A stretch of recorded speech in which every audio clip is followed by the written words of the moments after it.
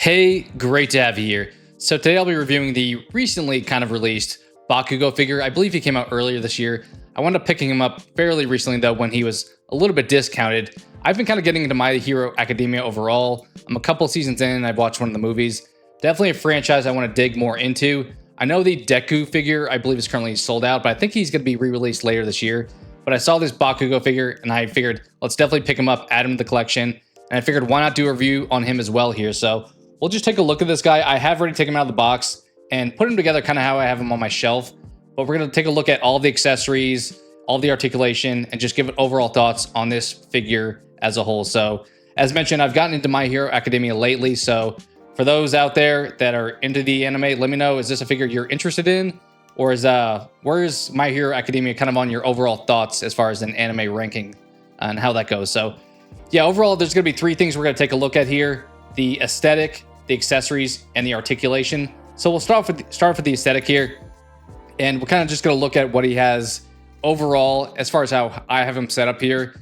So I think this really works well. This is a little bit later in the show than I've gotten thus far. I feel like in the show I've watched thus far, he doesn't have as much going on, especially on the upper body. Like he has more of like a tank top, I believe, thus far, a couple seasons into the show. So this whole like, I don't know, like Batman cowl looking thing around his neck feels like a new concept to me, but it looks awesome overall. I think it matches kind of what the character's vibe is in general, kind of being, he's a hero, but he's definitely somewhat of an anti-hero, or just more of the kind of conflict that arises when it comes to Deku, our main character in the show. So the aesthetic, as I said, I think works really well. I think it's going to be really hard to do something with these massive grenade hands. I feel like it's going to be kind of challenging to do with the figure.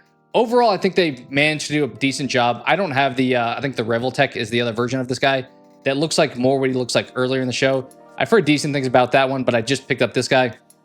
I think the only complaint aesthetically, I will say, his chest piece, hopefully the camera's picking this up, but this is more of a red, and same with the boots and kind of all the accessory coloring on his body. And I feel like when I think of Bakugo, I think of more of the orange. So like the orange you see up here on the stuff behind his head, that is orange, but his body and overall is more red here. And correct me if I'm wrong, I feel like his color is mostly black and orange. So maybe his outfit later on is more reddish, but I kind of expect it to be a little bit more orange. So you can kind of tell if I get a little bit closer as well, just showing off that that's definitely a little bit more red. I think it looks cool. I mean, black and red's a good combo, so I don't think it's bad by any means, but I'm curious to see how accurate that is compared to the coloring that he actually has in the show with this specific outfit. But overall, I think it works. As I said, the grenades are kind of hard to pull off, but I think they work really well. They're kind of just in place in here behind the wrist joint. We'll talk about that with a little bit with the articulation. But I think he looks awesome, even though I haven't seen him this far into the show. I think the little accessory pieces back here are cool. I think the explosions are kind of a cool add-on. I feel like if you have Bakugo on your display, having the exploding hands coming out is kind of how you have to have him in your collection, in my opinion. So yeah, I think he kind of, for the most part, hits the mark. And he just looks overall super cool. Here's kind of the back viewpoint of him. I'll talk about these little pieces, but they are kind of a pain to put in. But I think they, as I said, they pretty much nailed aesthetically, which is probably the most important thing to me personally when it comes to an SH Figuarts figure and as far as what's something that I prioritize. So this guy definitely nails that overall. And I'm going to say for aesthetic, for a score here, I'll say this guy gets an 8 out of 10. So mostly there, even though I haven't seen thus far with this outfit, but I think the coloring and maybe a few other areas could be slightly improved, but I think he's pretty strong when it comes to representing what the character is in the show. All right, now jumping into accessories. Before doing that, I probably should have started with this, but I'll share the box he comes with. So here's kind of the front portrait view of him. He comes with obviously the plastic. I've already taken the accessories out, but that's in theory inside the box here.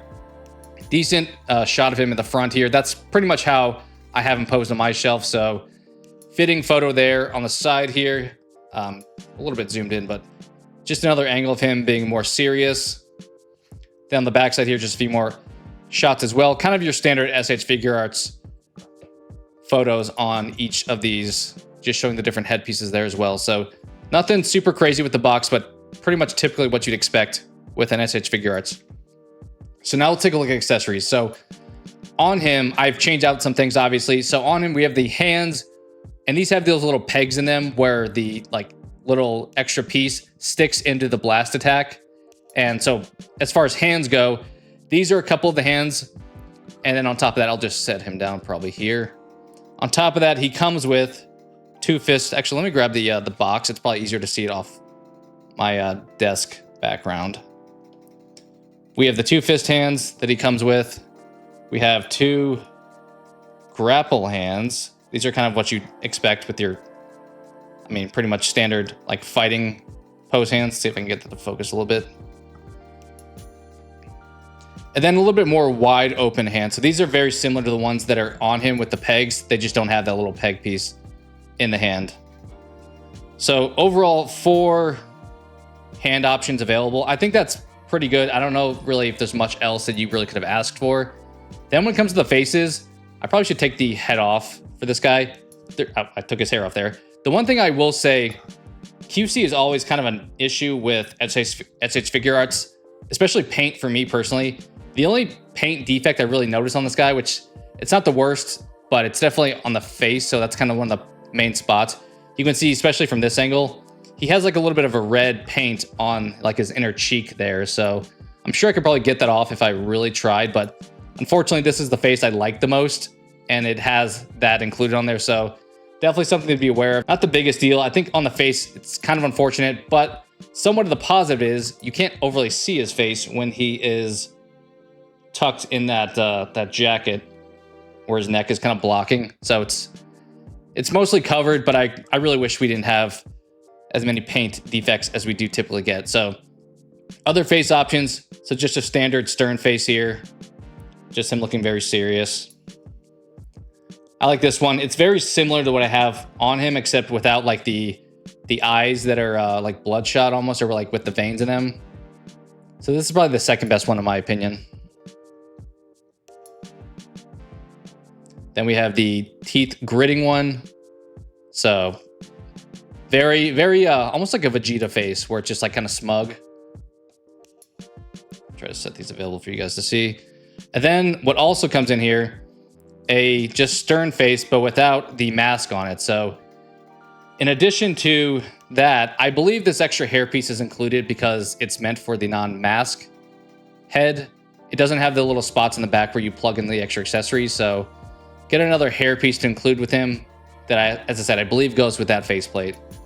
Yeah, overall, I think the one I included, I guess I didn't show you the face too much, but as I said, the veins in the eyes I do dig as far as this specific faceplate. And you can see that at least sticking out from on top of his jacket there. So that's what it is when it comes to accessories. Obviously, as I mentioned, you also get the peg hands with the blast attack. So those are kind of what's included in addition to these little pieces in the back. I will say, I don't know if this is accessories. I guess it is more so than articulation. These are kind of a pain to put in, especially this one on the right here was a struggle for me to get in there. I felt like the allocated spot was not the same size as like the little peg to push in there. Eventually I was able to work it in there, but it's definitely something to be mindful of, that you have to be kind of delicate when putting on some of these accessories, especially for this guy, because he has so many extra pieces to include. Then I guess if we're talking accessories, it's probably more so this than an articulation once again. But these grenade things are kind of a pain to deal with. It makes sense for the character to have them, and I don't know really what else you could do for a workaround. But these are just loosely on his forearms, which when I took off the standard fist hands, I had to like hold the grenade back and then push on this hand with the peg on it, try to push it in there while keeping the grenade in place, and then afterwards put the exploding piece on the hand peg. So it's a bit of a pain to put together. Honestly, I feel like once I have this how I have it right now, I'm probably not going to change out the accessories too often because it is a bit of a nightmare swapping those out. But as I said, it's kind of not much you really can do about it. So overall, decent spread of accessories. I mean, this is not a budget figure. This is I don't want to say premium figure, but more of your higher priced, higher end. I believe he's typically 80 bucks. I grabbed him for 60. I think around that 60 point is probably a more reasonable price point to pick him up. I think the 80s may be slightly overpriced, but with everything going on with figure prices these days, who really knows? But when it comes to accessories, I'm going to say this guy gets a 6 out of 10. And I say that because we do get the exploding hands. We do get pretty much what you would want with hands and faces overall. The downside is you have this whole separate accessory pack that I've kind of heard mixed feedback on, so I don't plan to pick it up. There's like a Deku Bakugo shared accessory pack that's sold separately. Kind of wish a lot of those things were thrown in with this guy. Maybe the price of it would have been a little bit higher, like towards like $100. So I'm glad they didn't like raise the price, but that definitely proves there were more accessories they could have gave with this guy, but they chose to leave it out and put it somewhere else. So because of that, I'm going to say just slightly above average at a 6 out of 10. Now let's talk about articulation. I actually haven't really moved this guy around too much, so some of this is going to be kind of just live thoughts on how I view things. I will say the head, obviously, with the spiky hair, the limitations in the back, you can't move it around too much with the neck brace as well. He's pretty much locked in there. Like, you can tilt it a little bit, but he's not doing a whole lot.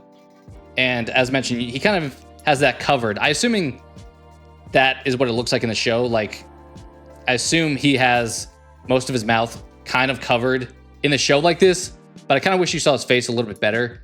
But because of that piece there, he also is somewhat restricted in how much he can move.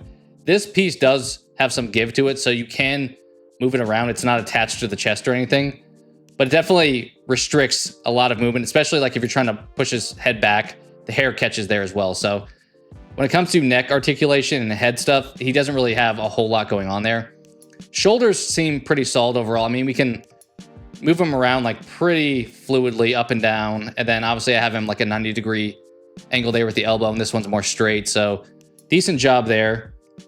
There's not really much to call out articulation-wise with the grenades on his hands.